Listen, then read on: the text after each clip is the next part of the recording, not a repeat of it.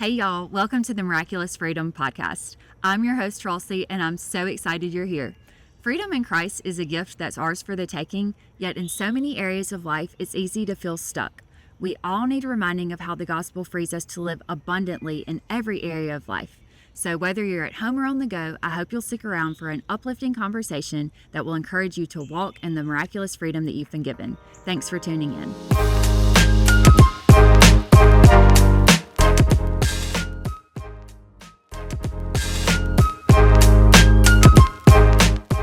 Alrighty. Well, hey, Kelly. Welcome to the podcast.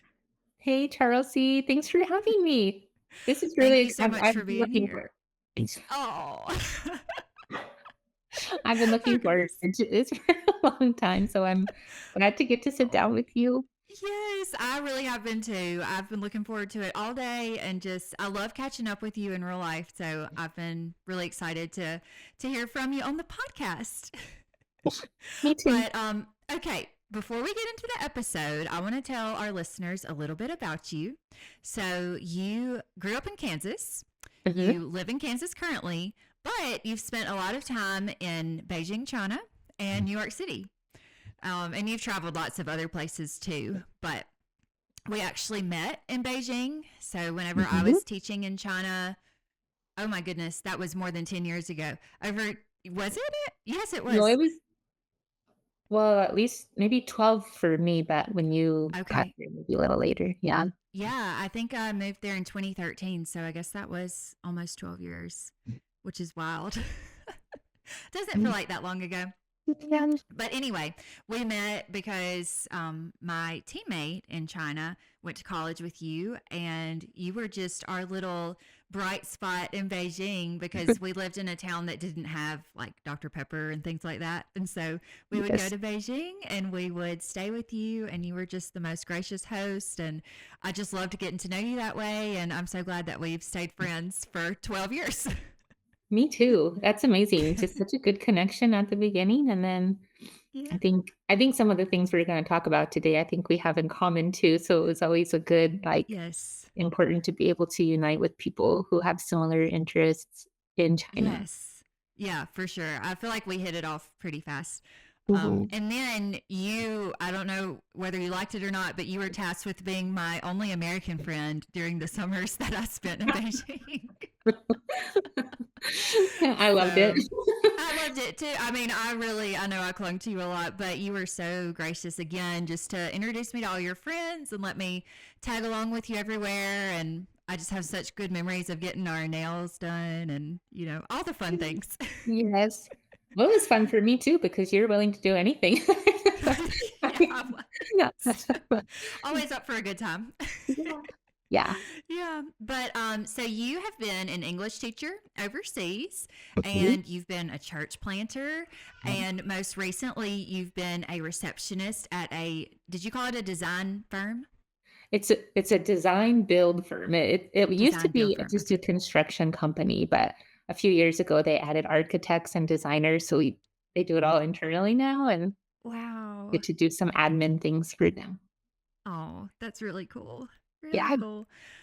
You have three sisters, you have wonderful parents, and one thing that I love about you is you really love the local church. Like, that really stands out to me. Is like you really just have a heart for people, a heart for the Lord, and a heart to serve your church. And so I know you're involved in your church there, and you just have the sweetest spirit. You love drinking coffee, so that's another thing that we have in common and can bond over. And I'm just so thankful that you're one of my dearest friends. Thank you. Oh, wow. Yes. That all sounds so lovely, and I'm really, touched to hear you describe me in all those Oh, ways. I think those are the kinds of things that I would hope I would want people to think about me. So I feel really, oh, um, honored, I guess, that you wow. would say that, but thank you. Uh, Well, I mean every word of it. So that's a little bit about you. But before we get into the conversation, tell us what is giving you life right now. yeah, that's a great question. Um, like, and there really has been something recently that I've just been enjoying so much that I've not really ever enjoyed before, and this is Oh, taking a prayer walk almost every day after work. I really? usually when I'm walking, I cannot focus on prayer. I'm just walking and, like, looking around, so easily distracted, and Yeah. so I either go on walks or I pray, but I can't do them at the same time. Uh-huh. Just this summer, something has opened up in my body that I love walking the sunshine. I've been in the office all day, so getting sunshine and then just Yes. praying out loud, like, just Oh, people wow. driving by probably think I'm nuts because I'm, like, alone and, like, moving my mouth, talking. Oh my It goodness. has been, I think a combination, like, really a holistic experience, body, spirit, soul, enjoying Mm. the sunshine, moving my body, but also just connecting with God in such a, like, playful way and just telling him everything I'm thinking, all the things I'm Wow. praying for, but also, just just asking him a lot of questions and Yeah. yeah, it's the talking out loud, I think that's just I look forward to it every day and the Oh, I the love that. warmth of it, but the conversation too is just been really enjoyable this summer. Wow. What a great answer. Yeah, I just almost don't know what to say. Like, I feel like that is so fitting for you. I mean, and it goes right along with what we're going to talk about. Yeah, actually, that's true. That's a little bit of a, um, kind of the essence of our topic today too, but it's been just a fun thing of, like, unexpected, like, not a planned kind of thing, but just Wow. something that's come up. Wow. How did you start? Did you just go on a walk one day and then you started praying, or what was that like? Well, and also, I guess more specifically, I've been going to our church building and just walking circles around the building Oh, and praying, and my office is just a few blocks away from where our church is, and, okay. I think the beginning of it was feeling like I desire to see so much happen in our church. And so Oh, after wow. after church one Sunday, a friend of mine and I together, we just took a walk around the church and just prayed over the building. And Hmm. I just loved it so much, and I felt like God was really stirring something in my heart. And Yeah. since it's so close to where I work, it's just made a lot like, I look forward to that, like, I wanna go do that again, and Oh, it feels, meaningful, a little bit missional, and God's given me some yeah. images of what's happening, Wow. while, like, just walking on the same path around and Uh around. huh. Um, and so that feels kind of fun, and then just talking out loud. I go by myself now, and just talking out loud has been pretty fun. So it kinda started for the church specifically, but now I pray for Yeah. church. I also find myself sometimes before I start praying for the church, I just wanna talk to God about everything else I'm thinking about, all the things on Oh, my heart, the things like my personal relationships and things in other wow. settings, and then pray for church. Oh, that's awesome. That is really, really cool. Miss Crystal actually mentioned to me, and for people listening, Miss Crystal is a mentor of mine, but Kelly also knows her. She mentioned to a new friend of mine who also has a daughter that's Aya Francis's age that was when she prayed, was when she put her babies in the stroller and went for walks. And so I haven't made a habit of that, especially because it's so boiling hot down here right now. But I have, like, on certain days whenever I Francis has gotten up earlier than I expected and I wasn't able to do my quiet time, that's been a good way to connect with God and for me not to be totally distracted because like she's Mhm. in the stroller, she's taken care of, and so I can, direct my attention to him pretty much fully. So yeah, that's Yeah, really neat. yeah, I love that. I've heard people Yeah. talk about it in the past, but it's never really, like, connected for me, so it's just been very Yeah. enjoyable. Oh, that's great.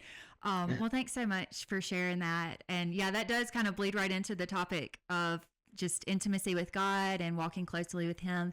And so, a few weeks ago or months ago, maybe now, time's kind of a blur. But anyway, at some point in time, whenever I was brainstorming for the podcast in this summer series, I thought of you, and the topics that I thought of when I was thinking of you were intimacy with God, hearing from God, and just having a very close relationship with God, because that is what I see in you. Like, I've seen that from the beginning of our friendship, and those are the things that I think of when I think of you. And so, when I reached out to you to ask if you would be on the podcast, you said I could do something about God's presence, maybe. And I thought, yes, that's perfect. So, that's what we're here to talk about today. So, on the note of God's presence, since God is everywhere, what do we really mean when we say we enter into God's presence or we experience God's presence? Yes, this is very important distinction, I think, because God Okay. is everywhere. And so in a sense, Mm-hmm. we do feel like, well, he's everywhere. Like we do experience him, but when we use language like experiencing him or being in his presence, I think we're talking more about the getting to know him as a person kind of Mm-hmm. experience, more of conversation with him, looking at him, learning the sound of his voice, having moments of being sure like Jesus is in this room. It's awareness of him, not like he's in the background or he's like a great thing in the sky looking down, but Yeah. like a person here, he's in this space. You can talk to him, ask him a question, he'll talk to you, he'll listen. Um, and I think over time, as we do that and kind of develop, we get to know his personality, we become familiar with the sound of his voice, and then it we can engage more and encounter more Mm. with him. Yeah. Um, it's going from, like, knowing about God to knowing God and looking him in the Yes. eye and desiring. And I think it goes also from kind of a transactional relationship with God to a transformational relationship where, like, Ooh, the deeper things, like, that is so he's good. able to like, he's able to affect us, like, we experience life change in his presence. Mm. That's kind of the it's like both and. He's always there, and we can engage with him and have a deeper experience with him. Wow. Wow. Oh my goodness. There's already so many good nuggets that I that I want to go on to talk about. So I love how you said, it's not just transactional, it's also transformational. I mean, that is so key because I Mhm. think as a child, I just prayed like, God, I want this, and almost like he was Santa Claus or something. Just what can I get from God? Yeah. But Yeah. over time, as I matured, I think my prayers did change to more of like, God, can you change this in me, or sanctify me through and through, make me more like you. And so, yeah, I think that is kind of a Mhm. shift that we can make whenever we start spending more time with him and get to know him more. Yes. So that's really good. Really good. Okay, so as I mentioned earlier, I've always admired your relationship with God, and whenever we met, you were living in China independently. I was living with a group. I went with a team, and I was fresh out of college, and I was not alone. And then I met you, and I was like, she's here by herself. Like, how? I mean, I was not ready for that at that time. And so I really thought like the only way I could move to China alone would be if I was like this with God, like just super close with Him. And then as I observed you more, I got to see, wow, like she really does have a very deep relationship with the Lord. So I want to hear more of your story on how you got there, because I know that you grew up in church and your parents are very strong in their faith. Is your dad still pastoring? Yeah, he is. Okay. Okay. Yeah. So, he was a pastor. And so, of course, you had like a really good foundation. But growing up in church and then experiencing God's presence is different. And kind of what you said earlier, knowing about God and knowing God, those are two different things. Mhm. So, at what point in your life did you start to cultivate a deeper relationship with God? I think to talk about this part, I have to mention my mom because there was Okay. a lot that happened in my childhood that was formational. And then as an adult, becoming a little bit more practical or kind of getting into some more like rhythm things and making my decisions. But I remember sitting in church next to my mom, and my dad would be preaching about something, and almost every week my mom would cry.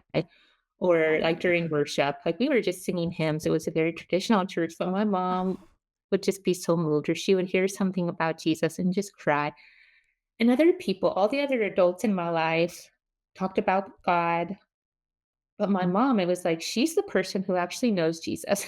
Like, from a little oh, girl's perspective of like, I don't know him yet, but my mom actually has met him. Like, she is like, she knows this man, wherever he is, wow. whoever he is. Like, he felt far off to me, but it was Mhm. really looking at my mom and like, oh gosh, he's a real person. Wow. And I think that, because I experienced a lot of fear as a child, just I immense didn't know fear. that about you. I would never know Mm. that now. There's been a lot of freedom through my adulthood, but, Wow. in my childhood, I was afraid of everything. I have very few memories of speaking, like, outside of my home, just, like, looking at everybody with wide eyes, like, "Please don't look at me, please don't talk to me." Like, that, like, but Oh, and now bless it's, like, you. kinda cute to think about, but at the time, I had a lot of, like, actual fear and a lot of dread of social Wow. situations. Mm. And so my mom, she knew about it, but she didn't wanna, like, keep me at home and isolate me just to, not get me into fear. So my Yeah. parents would send me to public school or whatever settings, and my mom would just tell me, "When you get afraid, just tell Jesus, what," and then she would say some kind of a prayer, like, "Tell him that you need him Oh, and just close your eyes," and, whatever, just say something. "He's with you, wow. and he'll hold your hand, like, he'll be with you," kind of thing. And little by little, I think getting through those moments of such intense fear, and then at the end going, "Okay, like, I made it." And knowing that was only God, like, the whole thing was still terrifying to me, but then I would survive. And Wow. so little by little getting to know that he's real and he makes a difference. Like, Mm. he cares, he sees me, he's good. Kind Wow. of picking up on some of the things I think my mom knew about, and just, like, letting that kind of become, "Oh, I believe that," or I think that must be true because there's Yeah. no way I could have survived that situation without Jesus." Wow. Um, and so there is a very, like, innocent, like, just close my eyes and, like, walk through the situation kind of thing, but just knowing that it was only because of Jesus and not anything else. Wow. And then through adulthood, though, having some more concrete scenarios of, um, like, God, I need you to tell me something, or I need to hear something from you, either in a moment of stress or needing a word of wisdom for a decision I don't know what to do, Mhm. or other big life transitions and needing God's presence. And so then Mhm. experiencing that again. And then kind of learning, over time, like, you have to be humble. It's a lot of character development. Ooh. You have to die to yourself. The things that I want, Yes. I can't hold on to the same anymore. The things that I Mhm. think I need to survive, I have to be able to let go of that if I want Jesus to be moving in my life. I have to give him Mhm. access. If I want him to speak to Yeah. me, if I want to see him, to see his activity, if I want to be healed by him, I have to partner with him, and that means laying down my stuff Wow. and choosing his stuff. And so Mm. there's that process too of character development, being humble, being Yeah. honest. I think a lot of little decisions to die to self, to set Mm. up new patterns or new rhythms, that to make space for Jesus to be here, to give him that permission to be present. Wow. Yeah. Oh man, that is so good. Um, a little quote that I remember from a book that I read for an interview last week came to my mind when you were answering, and it's very simple but so profound. It's we cannot be in control, or you cannot be in control and give Jesus control at the same time. And it's like, well, yeah, Mm. obviously, but I just love that, you can't have it both ways. Like, it's Yeah. that idea of you've got to let go of these things and, like you said, partner with him and invite him in. And that really does bring intimacy and closeness because you're not trying to keep parts of your life away from him out of fear, whatever the case may be. So, oh, And I that's so think good. I think in that too, like what you're describing, there's a pattern or like a series of learning to trust him 'Cause you don't wanna Yes. give him trust if you don't know that he's good, but you don't know he's good until Mhm. you start to trust him. And so that kind of rhythm that you create as you give him some space, see what he does with it, and then Yeah. fostering more and more relationship of trust with him. Yeah. Wow, yeah. And so that's a good idea for people who have never tried to trust God before. Maybe start with something small and see how it goes. And then, I mean, just like any other relationship, you can kind of, um, you don't earn his trust. I guess he would be earning your trust, even though he, has every right to it, but you're just experiencing it differently, I guess. Mhm. Mhm. And I really like how you brought up your mom and how her faith she kind of like lent you her faith at a time where you weren't sure if this was going to work out. And so you were able to see, like, well, my mom thinks this is going to work and this is real for my mom. And so that's encouraging to me as a mom. Like, just, what an example we can be for our kids in helping them Mhm. cultivate a relationship with God. Like, they haven't tried some of these things yet, but we know that it's true and we know that it's worked. And so we can just, I don't know, there's a verse that it's not all coming to my mind, but basically it's like, you borrow somebody's faith, which I know that sounds kind of weird, but it's just, Yeah, if you don't have the strength to believe on your own, you can lean on somebody else's and trust that their experience of Jesus is true and can be true for you. So absolutely. I love Yes. that your mom did that. That's awesome. Mhm. Me too. Me too. It's a very like, okay, I'll take your word for it, but it turned out to be true. So Yeah, it right. feels Yeah. mhm. So it sounds like it was a process, like it did not happen overnight, right?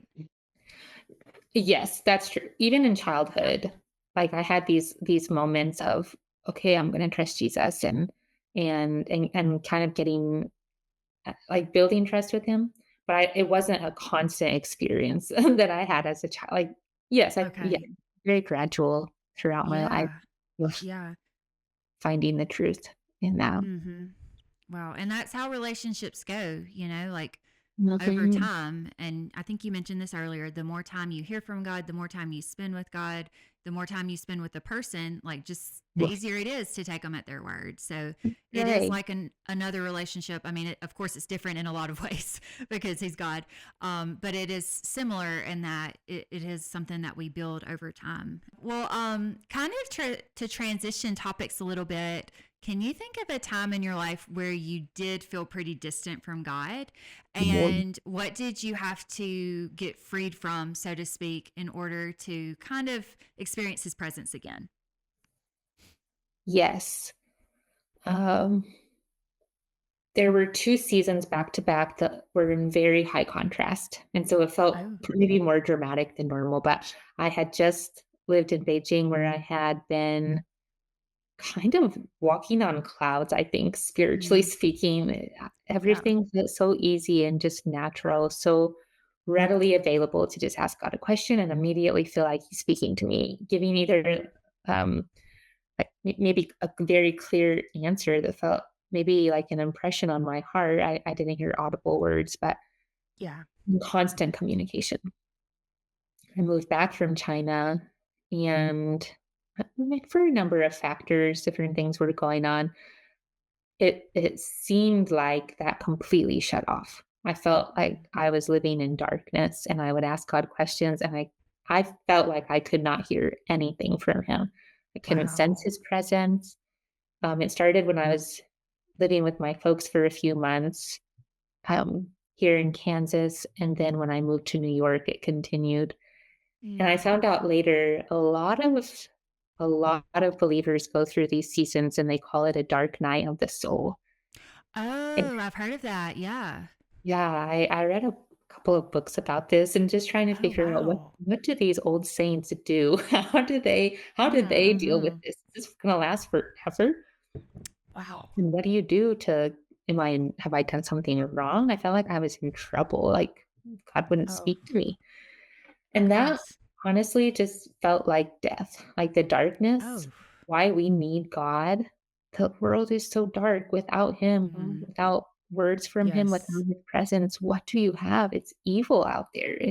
Mm, It's dark and hopeless and people who don't have God, I don't know I'm so thankful that God is real and that He has rescued us from darkness Yes. because it Amen. felt so much more tangible in that season. Mm. Um,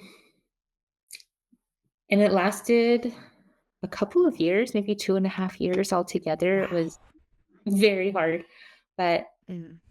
and I was just wrestling. I pouted a lot. And not just scream, but like sorrow, Oh, like goodness. real sorrow. And like, God, I miss you. I did feel like I was dying in a lot of ways. Mm.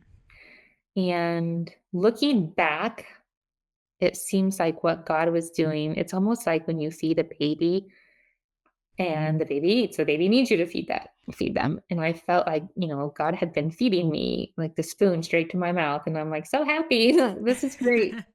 And then teaching me how to feed myself. Like Oh, okay. go deeper. I had to learn how to meditate more on scripture and how to, even if I don't hear a confirmation from God, to be able to stand up and say, I believe this because God said it. I didn't hear Mm. it recently, but God said this in his word, or Yes. this is what's true, and deepening my own faith. And then Wow. I was desperate to hear from him. So I was willing to do anything, Mm. anything to get to that place where I could sense his presence again and hear his voice. And I think trying a number of different disciplines and just continuing to pray, even though I felt like one-sided, just continuing to do it anyway, Well, deepened a lot of things that if God continued to just baby feed me, I don't think I wouldn't have had to. I wouldn't have had to learn how to like strengthen certain muscles, or I wouldn't have learned how to go deeper. What resources do I have? Or, I wouldn't have been desperate to find out, how do I get through this? How do I get deeper? How do I get back to God? Um, yeah. and so the question of like, what did I have to get freedom from? I think that I don't know exactly how to word it. It's almost like Mhm. selfishness or Oh. immaturity, or I don't think that's Oh, quite. wow. Maybe you can help me like think through the like a wording for that, but like Yeah. similar ways to growing up. So like letting go Mm. of that not dependence, because we still depend on God, but that like Yeah. wanting everything to be easy. Like, Okay. Yeah. does that Yeah, does that that make makes sense? sense. Or is that like, Yes. I don't know how to frame it in terms of what it's getting freedom from, but Yeah. it there is a freedom, like, there is almost a captivity when you can't exercise some of those muscles, so there is a freedom Right. of, "Hey, now I understand it, I can see it more clearly." Yes, yeah.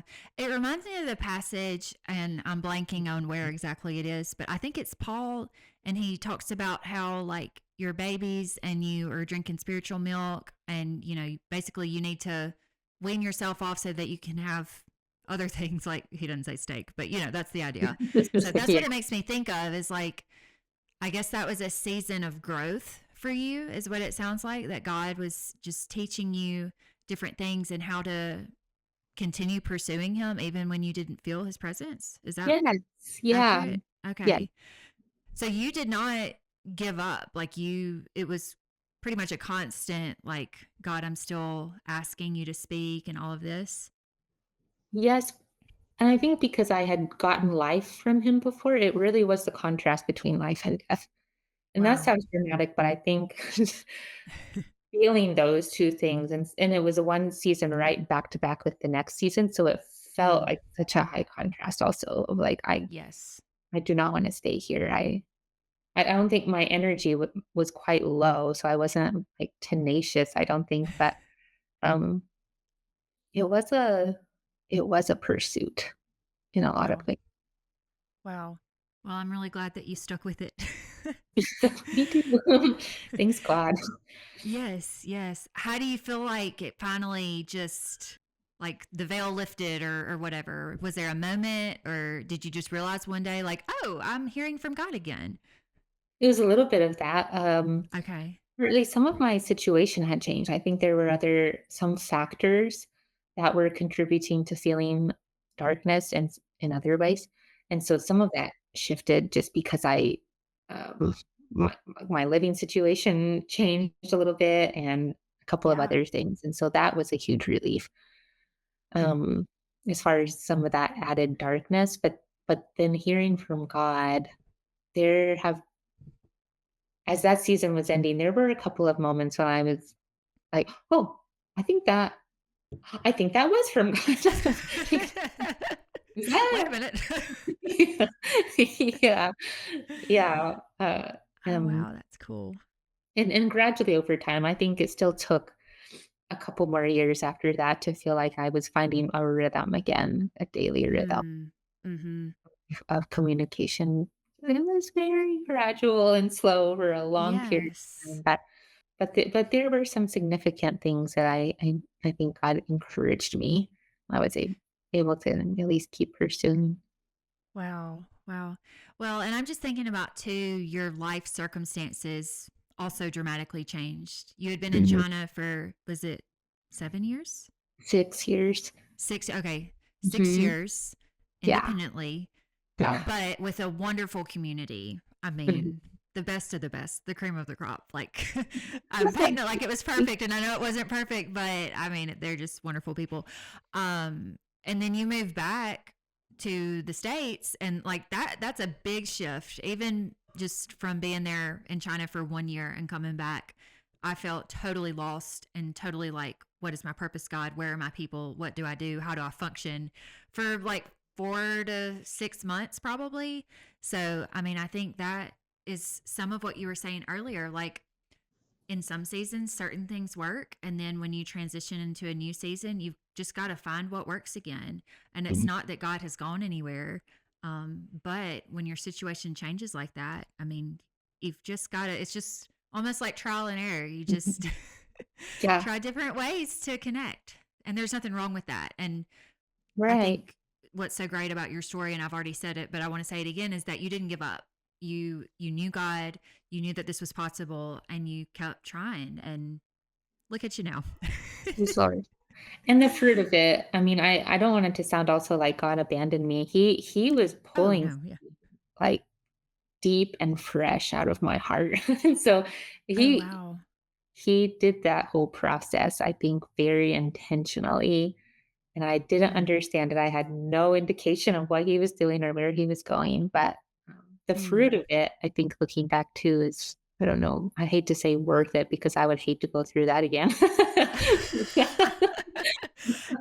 but no, I know what you mean. Yeah, like on the other side of it, it was worth it, but you wouldn't wish that upon anybody, probably. You wouldn't. It was awful. Yeah, yeah. Yeah. Wow. Goodness. Well, thank you so much for sharing about that. I know that's very, very personal, and that was not the greatest time in your life. So I really appreciate your being vulnerable and sharing. Yeah, and I'm happy to. It's a testimony of what God has done, and it's a joy Yes. to share it now. So thank you. Oh, well, good. Yeah, absolutely.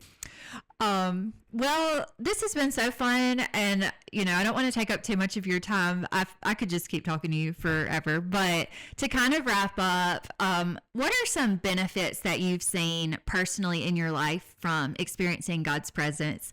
And I feel like I mean, clearly, if you listen to the whole conversation, then people are going to pick up on this. But if you had to answer that, what would you say? What are some benefits of just experiencing God's presence daily? A simple answer would be closeness with God. Mm, Um, yeah. I think that there could be a long list of fruits that come from spending time, like even just having words of wisdom from God, how to solve a problem or how to finish a conversation or how to start a Wow. conversation, the difficult thing, or um and character development and cultivating the fruits of the spirit in our lives. Mm, What becoming more and more like Jesus. But even primary to that is the presence of God Himself. But, wow.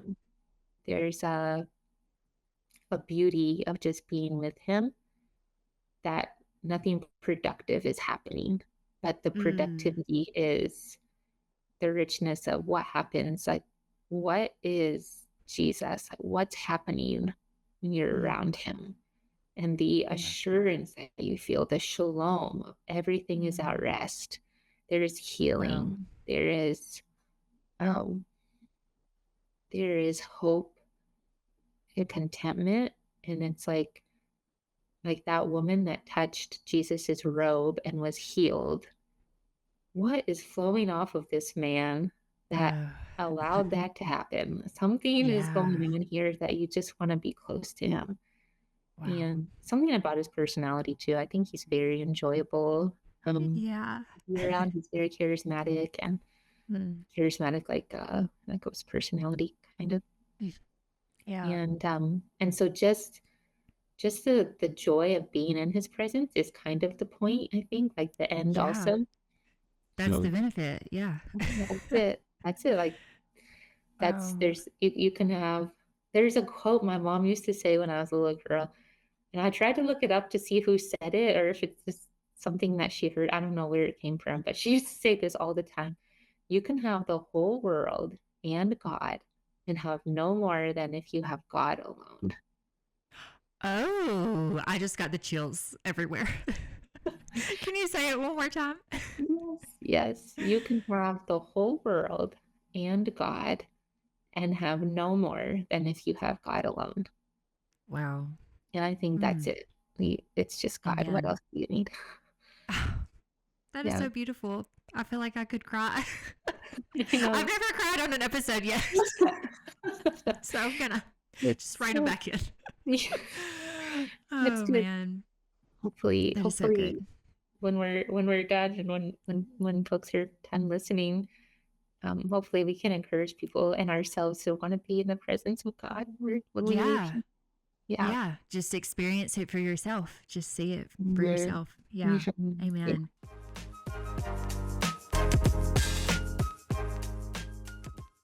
Thanks so much for tuning in. If you enjoyed this episode of the Miraculous Freedom Podcast, feel free to leave a review or share it with a friend. We would also love for you to stay in touch with us by subscribing to the podcast or following us on social media. Our Instagram name is @miraculousfreedom, and we would love for you to follow along there. We've got some fun freebies on our website too, so you can check those out. I've got the link in the description, but it's at miraculousfreedom.com. And the latest upload that I've put is a recommendation list of my top 3 summer reads. We've also got a little document called 5 Ways to Swap Summer Scrolling for Summer Reading.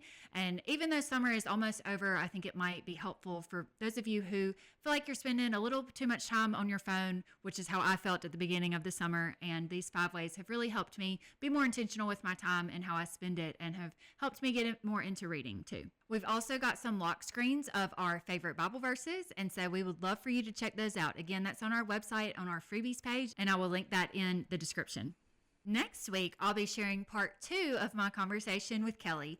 And that is another one that you are not going to want to miss, because we are going to start talking about how to actually put these things into practice that we've talked about in today's conversation. So I highly recommend that you listen to that one. And that one will air on Tuesday, August 5th. And that will be the season finale of the Summer of Freed From. Until then, I hope that you experience the miraculous freedom that Christ has offered you today, and that you go tell someone else about it.